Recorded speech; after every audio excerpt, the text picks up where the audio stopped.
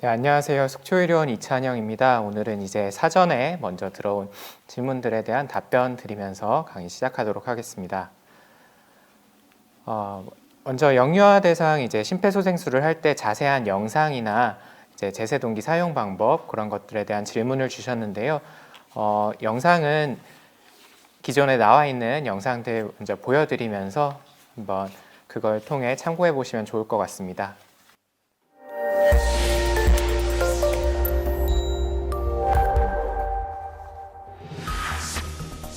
질식, 교통사고, 추락 및 기타 외상 등이 소아에게 일어날 경우 심정지가 발생할 수 있습니다. 이때 꼭 필요한 것, 바로 심폐소생술입니다. 소아의 심폐소생술, 어떻게 해야 할까요? 먼저 환자의 어깨를 가볍게 치면서 의식이 있는지 확인합니다.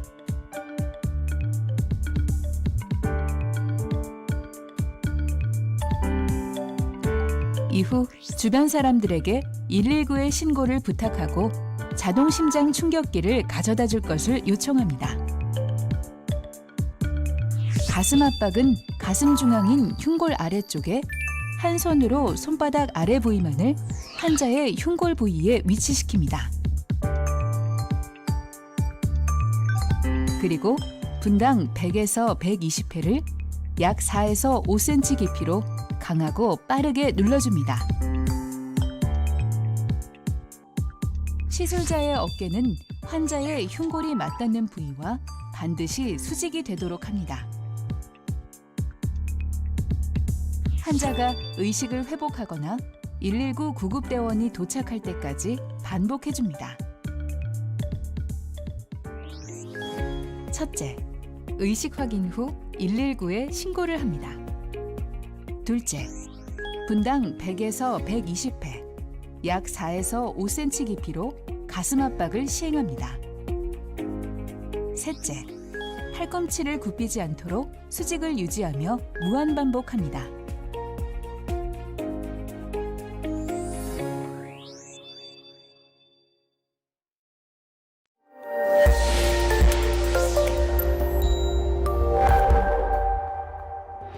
생후 1개월부터 12개월까지의 영아의 경우 질식, 교통사고, 기타 외상만으로 심정지가 발생할 수 있습니다. 이때 꼭 필요한 것, 바로 심폐소생술입니다. 영아의 심폐소생술, 어떻게 해야 할까요?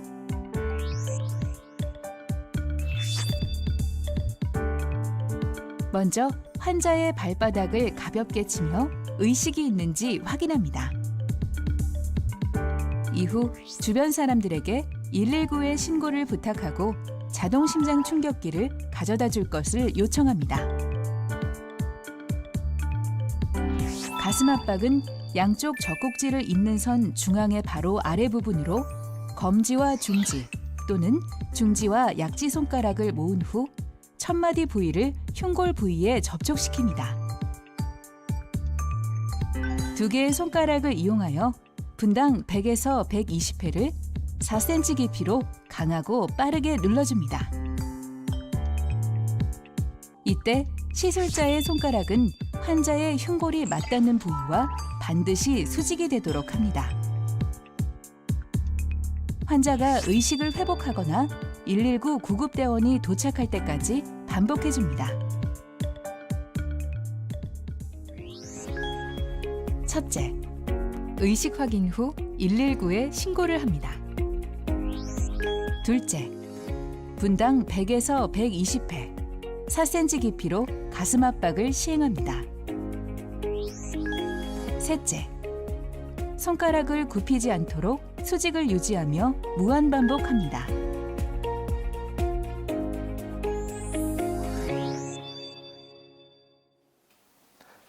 네, 영상에서 보여드린 대로 이렇게 심폐소생술을 진행을 해주시면 좋을 것 같고요.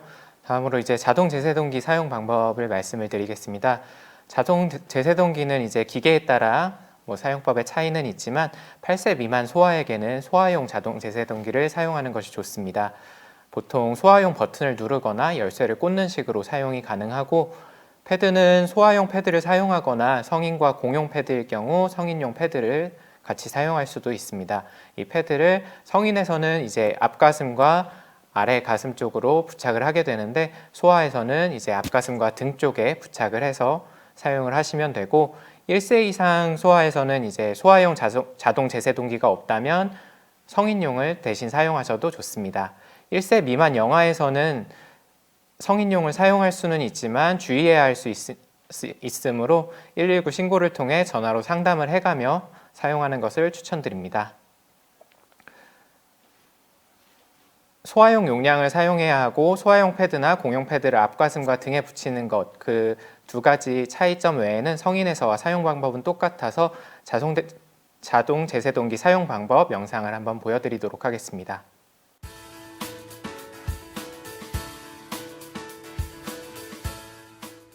자동 제세동기는 심정지 환자에게 전기 충격을 주어 심장 리듬을 정상으로 회복시켜주는 장비입니다. 공공장소에 비치되어 있는 자동 제세동기를 통해 심정지 환자의 생존율이 크게 증가한 것으로 보고됩니다. 자동 제세동기는 의학 지식이 부족한 일반 사람들도 쉽게 사용할 수 있도록 만들어져 있으므로 응급상황 시 잘 활용해 주시기 바랍니다.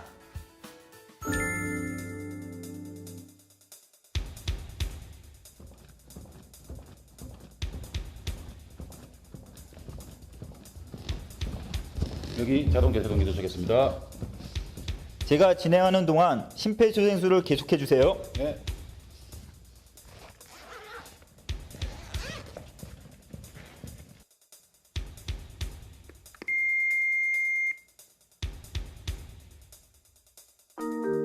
준비된 자동 제세동기의 전원을 켭니다.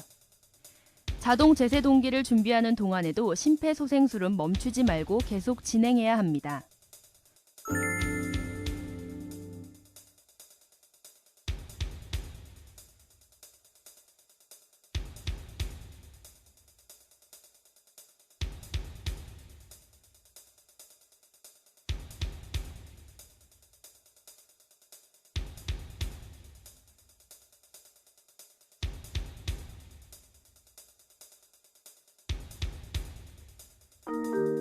패드를 부착할 때 신체 표면에 땀이 있으면 닦은 후 패드를 붙여야 합니다.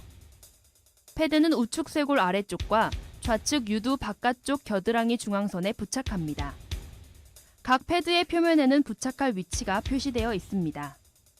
패드를 부착하는 중에도 심폐소생술은 멈추지 말고 계속 이어하도록 합니다.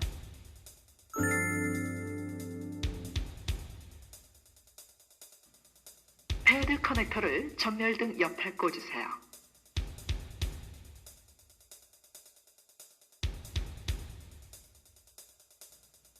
분석 진행 중입니다. 접촉 금지. 환자에게서 떨어지세요. 패드를 환자에게 부착하면 기계에서 자동으로 심장 리듬 분석 중이라는 말이 나옵니다. 이때 심장 분석에 오류가 나지 않도록 환자에게서 떨어집니다.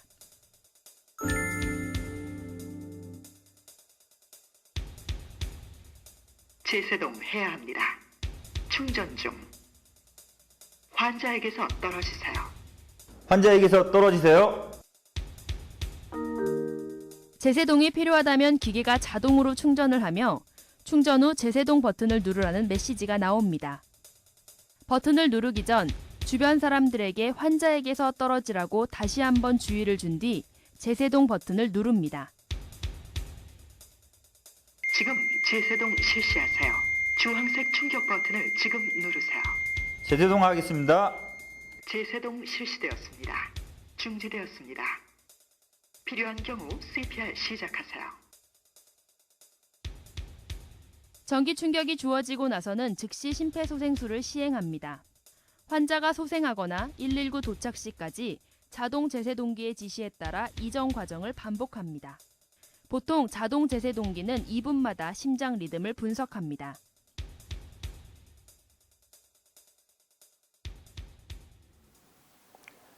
네, 다음 질문에 대한 답변 드리겠습니다.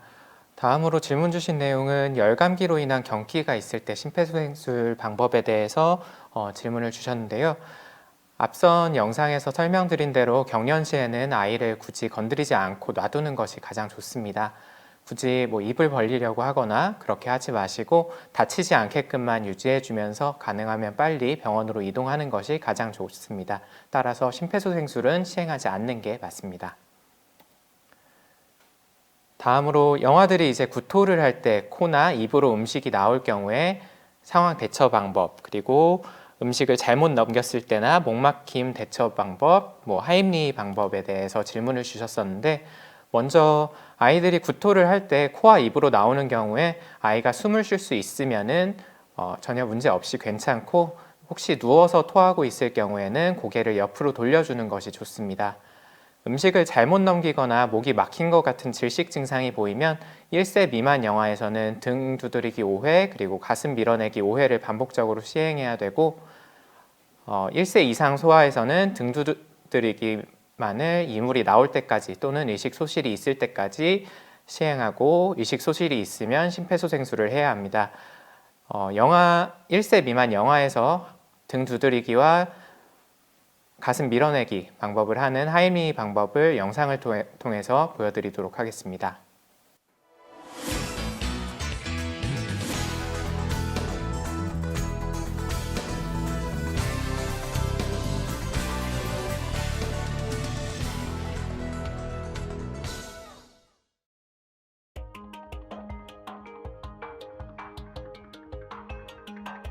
하임리 입법은 이물에 의해서 기도가 폐쇄됐을 때 복부 밀치기를 통해서 기도를 확보하는 그런 응급처치 기법입니다. 기도가 폐쇄되지 않은 일반인에게 사용했을 시 복부에 큰 손상을 입힐 수 있으므로 절대로 사용해서는 안 됩니다.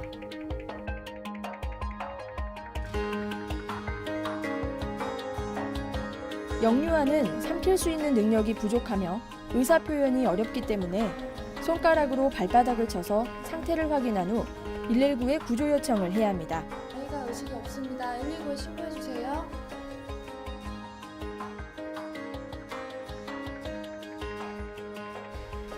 먼저 영아의 턱을 잡고 다른 손으로는 머리와 목 뒤를 받쳐 뒤집고 영아의 얼굴을 아래로 향하게 합니다. 손 뒤꿈치로 등 중앙을 세게 5회 두드리며 이물질이 빠져나오는지 확인합니다.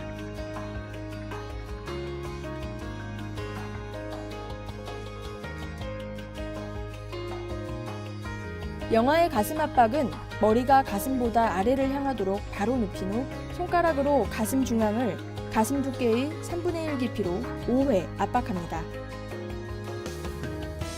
아기의 입에서 이물질이 나오는지 수시로 확인하며 두드리기 5회와 가슴 압박 5회를 반복으로 실시합니다.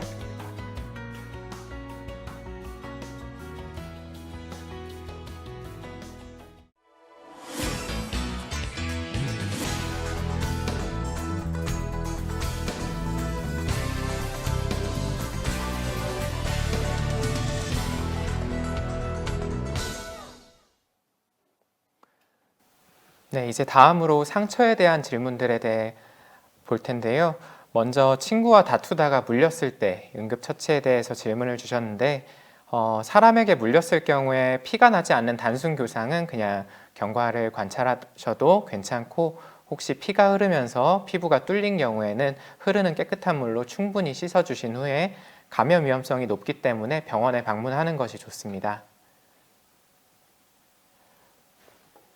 다음으로 혹시 필수적으로 봉합 시술을 해야 되는 상처 범위나 상처 깊이에 따른 치료 방법에 대해서 질문을 주셨는데, 상처 깊이에 따라서 봉합을 해야 되는 경우는 의사가 봐도 구분하기 어려운 경우가 많이 있습니다. 그래서 자의적으로 판단하시기보다는 단순히 쓸린 정도의 상처가 아니고 피가 나는 찢어진 상처의 경우에는 그냥 병원에 방문하셔서 판단을 하시는 것이 더 좋습니다. 다음으로 책상이나 교구장 같은 데 부딪혀서 입안을 크게 다쳤을 때 지혈 방법에 대해서 질문을 주셨는데, 무언가를 물고 있다가 넘어져서 출혈이 있을 경우에는 입 안쪽에 깊은 상처가 있을 가능성이 높습니다. 그래서 입안을 볼 수 있다면 직접 보고서 출혈이 있는 출혈점을 젖은 천이나 꺼즈로 지그시 눌러서 압박하고 병원으로 이동하는 것이 좋습니다. 부딪혀서 출혈이 있을 경우 크게 뭐 치아에 손상이 있을 경우나 입술하고 잇몸을 잇는 소대가 찢어진 경우 두 가지 정도가 있을 수가 있는데, 이 중 첫 번째 치아에 손상이 있을 경우에는 치과 진료를 봐야 하므로 마찬가지로 젖은 천이나 꺼즈로 지그시 눌러서 압박하면서 치과가 있는 응급실로 가야 합니다. 확인을 했을 때 단순히 입술과 잇몸을 잇는 소대가 찢어진 경우에는 지혈만 잘 된다면 치료가 필요하지 않는 경우가 대부분이기 때문에 10에서 15분 정도 충분히 지혈을 해주고 손상 부위가 명확히 소대 쪽만 있는 것이 확인이 될 경우에는 빠르게 병원에 갈 필요는 없습니다. 하지만 지혈이 다 되었다고 바로 입술을 당겨서 확인하거나 하시면은 다시 출혈이 생길 수 있으므로 충분히 지혈을 한 후 시간이 좀 지난 다음에 확인을 해보는 것이 좋습니다. 다음 발열에 대한 질문들인데요. 갑작스럽게 열이 오르거나 고열이 나서 처지는 상황, 그리고 열이 나지만 오한이 와서 추워할 때, 그리고 갑자기 열이 날 때, 이런 상황들에 대한 대처 방법에 대해서 질문을 주셨는데요. 갑자기 열이 오를 때는 그 무엇보다 해열제 복용하는 것이 가장 우선시됩니다. 먼저 해열제를 먹여주시고 옷을 벗겨 시원하게 해주신 후 미지근한 물로 계속 닦아주시면서 보시는 것이 가장 좋고, 고열이 있어서 해열제를 복용했으나 계속 처지는 경우에는 어떠한 경우라도 병원 방문이 먼저입니다. 열이 지속될 때 물을 마실 수 있으면 수분 보충을 충분히 해주시면서 이렇게 처지지 않게끔 도와주는 것이 가장 좋습니다. 오한이 왔을 경우에는 가벼운 이불 정도는 덮어주시되 너무 따뜻하게 해서 열이 더 오르지 않도록 하시는 것이 중요합니다. 다음으로 열경련이 있을 때 대처 방법에 대해서 질문을 주셨는데, 아까 설명드린 것과 마찬가지로 아이를 가만히 놔두는 것이 가장 좋고, 이에 대해서 앞서 강의 영상에서 설명드린 대로 경련 양상을 잘 기록해 주시고 빠르게 병원으로 이동하는 것이 좋습니다. 앞선 설명드렸던 경련 양상에 대해선 다시 영상을 통해서 확인해 보도록 하겠습니다. 경련이 나타났을 땐 다치지 않게끔 해주며 건드리지 말고 아래와 같은 내용을 기록해 두는 것이 좋습니다. 경련의 시작과 종료 시간, 경련의 양상, 눈이 어느 방향으로 돌아갔는지, 청색증이 있었는지, 경련 전에 외상은 없었는지, 끝난 후에 잠에 들었는지, 경련 시에 대소변을 보았는지 등입니다. 네, 다음으로 팔이 빠졌을 때 대처 방법에 대해서 질문 주셨는데요. 만약에 팔을 다친 경위를 정확하게 확인하지 못해서 이게 팔이 잡아당겨진 건지 다른 데 부딪히거나 꺾인 건지 알지 못한다면 골절의 가능성을 배제할 수 없기 때문에 병원에 방문하는 것이 가장 좋습니다. 하지만 확실하게 팔이 잡아당겨진 후에 아이가 팔을 못 움직이거나 하는 식으로 증상이 발생했다면 팔을 복구하는 방법을 좀 시도해 볼 수가 있는데요. 한번 제가 직접 보여드리도록 하겠습니다. 도와주시면 두 가지 방법이 있는데요. 먼저 아이가 팔을 움직이지 못할 때 팔을 잡고 손목을 잡은 후 손바닥이 하늘을 보이게끔 이렇게 돌려주시고 안으로 접어주는 방법과, 그리고 두 번째로 손바닥이 땅을 바라보게끔 돌려준 후 접어주는 방법, 두 방법 모두를 시도해 보실 수 있는데, 먼저 손바닥이 하늘로 보이게끔 해서 시도를 해주시고 딸깍하는 소리가 난다면 맞춰진 것이므로 두 번째 방법은 시도해 보실 필요가 없습니다. 하지만 이때 잘 맞춰지지 않은 것 같을 경우에는 반대로 손바닥이 아래로 가게 돌려주신 후 접어주시는 방법으로 시도해 보시고, 딸깍 소리가 났다면은 이제 제대로 맞춰진 거기 때문에 그때는 5분에서 10분 정도 후에 아이가 팔을 잘 움직이는지 확인을 해보고 잘 움직인다면 경과를 관찰하셔도 괜찮습니다. 다음으로 알레르기에 대한 질문인데요. 알레르기로 인해서 눈이 부었을 때 대처 방법에 대해서 질문 주셨습니다. 앞서 설명드린 대로 전신의 두드러기가 아닌 공막이나 눈이 부었을 때에는 병원에 가서 확인하시는 것이 가장 좋습니다. 다만 이미 같은 증상으로 약을 처방받았을 경우에는 약을 복용하고 4시간 이상 지난 상태라면 약을 바로 먹여주시는 것도 좋습니다. 하지만 두드러기나 눈이 붓는 것과 함께 숨을 쉬기 어려워하거나 구토를 할 경우에는 즉시 병원으로 오시는 것이 좋습니다. 다음으로 낙상에 대해 질문 주셨는데요. 놀이기구에서 떨어졌을 때나 낙상이 있었을 때 응급처치에 대해 질문 주셨습니다. 먼저 낙상에 대해서 앞선 강의 영상을 다시 한번 보고 설명드리도록 하겠습니다. 다음은 낙상을 당했을 경우입니다. 낙상 후에 경련을 하거나 자꾸 자려고 하거나 심한 두통이나 구토 증세가 있을 경우엔 최대한 빨리 응급실로 방문하는 것이 좋습니다. 이외에도 의식소실이 5분 이상 있었거나 낙상 이후 졸려하는 경우, 3회 이상 구토, 높은 곳에서 떨어진 경우, 기억 상실이 있는 경우 중 2가지 이상이 있을 때는 검사를 위해 응급실에 방문하여야 합니다. 처음 검사상 이상이 없었더라도 일주일 이상 지난 후 지연성 출혈로 인해 위에 증상들이 생길 수도 있기에 일주일 정도는 주의 깊게 관찰하고 이상 발생 시 병원에 내원하는 것이 좋습니다. 네, 그래서 이렇게 외상이 있어서 혹시 출혈이 있을 경우에는 깨끗한 물로 씻어주시면서 바로 병원 응급실로 방문하는 것이 가장 좋고, 그렇지 않다면 따로 응급처치를 하시기보다는 앞서 설명드린 그런 사항들을 잘 관찰하면서 경과를 봐주시면 됩니다. 다음으로 끼임 사고에 대해서 질문을 주셨는데요. 끼임 사고 시 관찰해야 할 부분과 대처 방법들에 대한 질문입니다. 먼저 팔이나 다리에 끼임 사고가 있을 경우에는 부어오르지는 않는지 그리고 잘 움직이는지 관찰해 주시고, 혹시 이상이 있다면 병원의 정형외과 쪽으로 내원해 주시고, 그렇지 않으면 경과를 지켜보는 것이 좋습니다.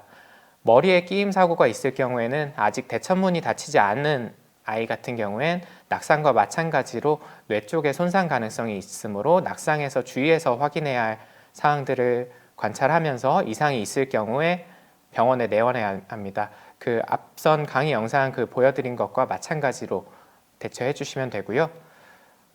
다음으로 복부와 흉부에 끼임 사고가 있을 때는 심한 끼임의 경우에는 갈비뼈 골절이나 이에 따른 장기 출혈의 가능성을 완전히 배제할 수가 없습니다. 그래서 심하지 않다면 아이가 처지지는 않는지, 숨쉬는 것이 이상하지는 않는지, 너무 오랫동안 통증 때문에 보채지는 않는지 관찰하면서 경과를 지켜보고, 혹시 심하게 끼어서 피부에 멍이 보이거나 할 경우에는 병원으로 와서 장기 쪽에 손상이 없는지 확인을 해보는 것이 좋습니다. 다음으로 벌에 쏘였을 때 대처 방법에 대해 질문을 주셨는데요. 가능하면 빨리 벌에 쏘인 부위에 벌침을 제거하고 깨끗한 물로 닦아준 후에 포비돈, 흔히 말하는 빨간 약으로 소독을 해주는 것이 좋습니다. 부어오를 수는 있지만 심하지 않다면 모기에 물린 것과 크게 차이가 나는 것은 아니기 때문에 경과 관찰해도 좋습니다. 다만 벌독에 의한 알러지 반응이 나타나서 전신에 두드러기 등이 있을 경우엔 병원에 내원하는 것이 좋고, 혹시 숨쉬는 것을 어려워하거나 구토가 동반되거나 처지거나 하는 등 아나필락시스 증상을 보일 때는 가능하면 빨리 병원으로 이동해야 합니다. 다음으로 알러지와 두드러기를 구별할 수 있는 방법과 처치 방법에 대해 질문을 주셨는데요. 먼저 두드러기 자체가 알러지에 의한 피부 반응입니다. 그래서 둘 사이에 차이는 없고요. 다만 다른 바이러스성 발진과의 차이점은 두드러기는 이제 가운데 피부가 부풀어 오르는 팽진을 보이는 것이 특징이고, 특징이지만 발진이 심할 경우에는 구분을 하기 어려울 수 있습니다. 그래서 병원에 내원해서 확인하는 것이 좋고, 두드러기는 시원하게만 해줘도 가라앉을 수 있으므로 아나필락시스가 의심되는 상황이 아니라면 그냥 시원하게 해주시면서 경과를 관찰하셔도 좋습니다. 다음으로 알레르기 질환이 있는 영아들이 언제까지 그 음식을 제한해야 하는지 질문을 주셨는데요. 일반적으로 어떠한 음식을 먹고 두드러기 등의 알러지 반응이 나타났을 때 바로 그 음식을 제한하는 것은 영양 불균형 위험성이 훨씬 크기 때문에 절대로 권하지 않습니다. 혹시 반복적으로 같은 음식에 대해 반응이 나타났을 경우에도 정확하게 검사를 통해서 확인 후에 제한하는 것이 옳습니다. 다만 아나필락시스 반응이 있었던 소아에서는 증상이 있던 2시간 이내에 먹었던 모든 음식을 기록해서 병원으로 가서 최대한 빨리 검사를 하고 상담을 하는 것이 좋습니다. 만약에 정확한 검사를 통해서 병원에서 해당 음식에 대해 제한을 권유받았다면 제한을 유지하되, 나이가 들면서 소아들은 관해되는 경우가 많기 때문에 병원에서 상담 후 다시 섭취하는 것이 좋습니다. 이 경우에는 음식에 따라서 그리고 아이의 증상에 따라서 관해 시기의 판단이 달라질 수 있기 때문에 일괄적으로 언제부터 먹어도 좋다라고 하기보다는 개개인별로 소아과에서 상담 후 진행하는 것이 좋을 것 같습니다. 다음으로 이제 감염성 질환 중 결핵에 대한 질문인데요. 잠복결핵일 경우에 약을 먹으면 완화가 되는 건지 질문을 주셨는데 잠복결핵 자체가 증상이 없는 결핵을 의미하고 증상을 완화시킨다는 개념은 따로 없습니다. 다만 약을 먹는 것은 활동성 결핵으로, 그러니까 증상이 있는 결핵으로 가지 않게끔 하고 몸에 남아있는 결핵균을 죽이기 위한 치료라고 보시면 될 것 같습니다. 다음으로 어린이집에 이제 등원하면 안 되는 전염성 질환들에 대해 질문을 주셨는데요.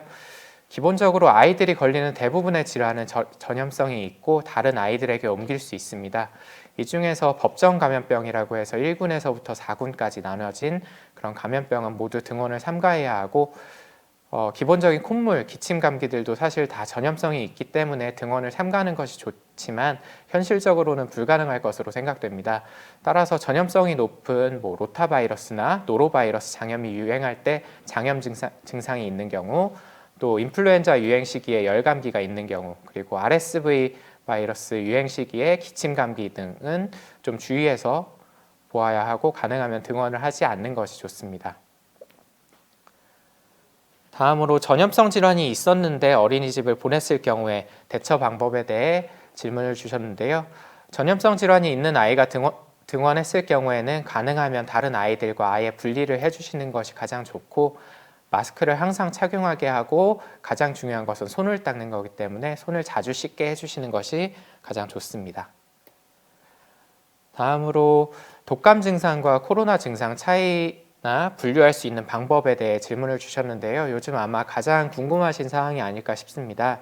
근데 인플루엔자와 코로나 바이러스 감염 간의 증상의 차이는 사실 없습니다. 그래서 인플루엔자뿐 아니라 다른 바이러스에 의한 열감기와 코로나 바이러스 감염을 임상 증상만 가지고서 구분하는 것은 의사로서도 거의 불가능한 것이기 때문에 현실적으로 근데 기침이나 콧물이 있는 모든 아이들에서 코로나 검사를 또 시행하는 것은 불가능할 수 있기 때문에 열이 지속되거나 여행력이나 접촉력이 있을 경우에 검사를 권유를 해야 할 것 같습니다. 따라서 임상 증상만 가지고서는 병원에서도 판단하기는 어려울 것 같습니다. 다음으로 이제 손과 발에 수포가 생겼을 때 처치법이나 분류하는 방법에 대해 질문을 주셨는데요. 소아에서 이제 손이나 발에 수포가 생긴 경우 대부분은 수족구병입니다. 이외의 질환에서는 손이나 발에만 생기는 것이 아니라 몸통에 먼저 수포가 발생하는 것이 대부분입니다. 수족구병은 전염성이 가장 높은 질환 중에 하나이니까 증상이 발생하고 일주일 이상 지나기 전까지는 등원을 하지 않는 것이 가장 좋고, 바이러스에 의한 질환이므로 특별한 치료 방법이 없고 항바이러스제도 효과가 있다는 연구 결과가 거의 없기 때문에 제한적으로 사용해야 합니다. 따라서 열이 있을 경우 해열제를 복용하는 것 외에 어린이집이나 가정에서 특별히 처치를 해주실 것은 없을 것 같습니다. 다음으로 이제 감기 증상 외에 갑자기 열이 나는 경우 그 원인들에 대해서 질문을 주셨는데요. 소아 발열의 대부분은 바이러스 감염에 의한 열이고, 감기 증상을 나타내지 않는 경우에는 돌발진이나 중이염, 편도염 등을 생각해 볼 수 있고, 발열이 지속된다면 요로 감염이나 가와사키병도 의심해 볼 수 있을 것 같습니다. 다음으로 이제 응급 상황이나 상처 발생 시에 병원 선택을 어떻게 해야 되는지, 상처나 상황별 방문해야 하는 과에 대해서 질문을 주셨는데요. 먼저 병원에 방문해야 할 경우에 겉으로 보이는 상처가 있다면 그냥 응급실로 방문하는 것이 가장 좋습니다. 겉으로 보이는 상처가 없는 타박상이나 골절은 정형외과 쪽으로 방문을 하실 수가 있고, 머리를 부딪힌 경우에 신경외과 쪽을 가시면 되고, 그 외에는 구분이 어렵다면 일단 소아과로 방문해서 상담 후에 다른 과를 방문하시는 것이 좋습니다. 다음으로 파상풍에 대한 빠른 응급처치에 대해 질문 주셨는데요. 아이들은 2개월, 4개월, 6개월 차에 모두 DTaP 백신을 접종하기 때문에 파상풍에 걸릴 가능성은 좀 한없이 낮습니다. 하지만 오염된 상처는 감염의 위험성도 있기 때문에 최대한 빨리 깨끗한 물로 충분히 씻어주는 것이 가장 중요합니다.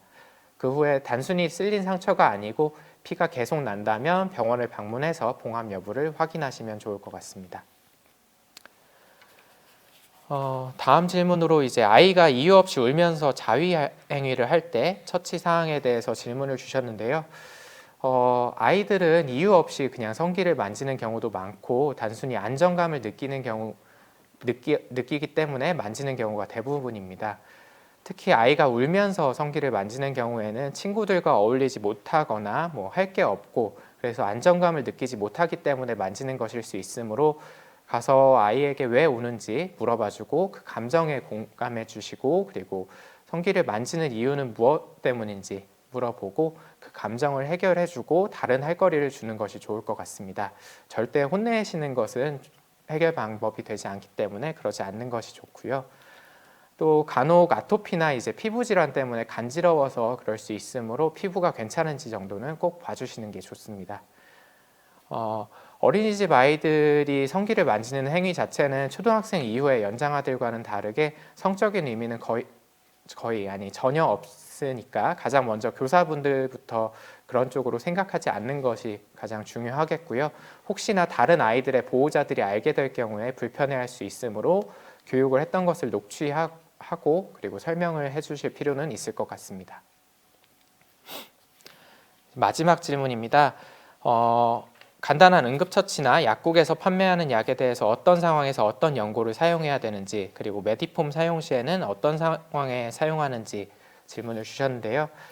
아이들이 단순히 까진 상처가 있을 경우는 먼저 깨끗이 닦아주고 얼굴 외의 부위라면은 빨간 약, 포비돈으로 소독을 해주시고 얼굴 쪽은 헥시딘으로 소독을 한 후에 초기에는 진물이 많이 나올 수 있기 때문에 반드시 메디폼을 붙여주는 것이 좋습니다. 일반적인 밴드 같은 경우엔 진물이 많이 나올 때 보호해 줄 수 없기 때문에 상처가 난 후 오래 지나서 진물이 전혀 나오지 않는 상황이 아니라면 도움이 되지 않습니다. 까진 상처 외에 파여 보이거나 찢어져 보이는 상처는 병원에서 봉합 여부를 확인해야 하기 때문에 병원에서 드레싱 상담을 받는 것이 좋고 병원 방문이 늦어진다면 지혈이 충분히 된 후에 메디폼을 붙이거나 충분한 꺼즈로 덮어주고 병원을 방문하는 것이 좋습니다. 깨끗이 소독되고 출혈이 멈춘 후에 하루 이상 경과해서 진물이 거의 나오지 않는다면 상처에 바르는 일반적인 연고들을 이용해서 상처를 치료해 볼 수 있을 것 같습니다. 네, 이상 사전에 들어온 질문들에 대한 답변 마치도록 하겠습니다. 감사합니다.